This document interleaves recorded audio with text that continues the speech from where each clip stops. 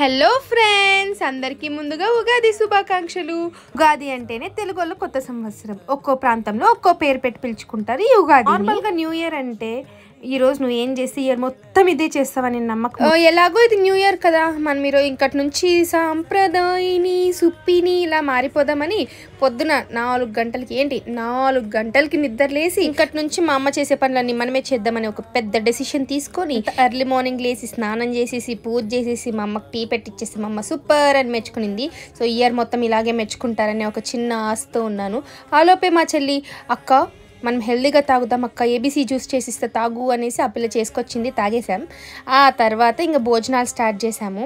పోలీల రసము, పోలీలు, వళ్ళు, రైస్ అన్నీ చేసుకున్నాం అనమాట. మేమైతే వీటిని ఒబ్బట్లు, పోలీలు అంటాము. మీ ఊర్లో ఏమంటారు కమెంట్ చేసేయండి.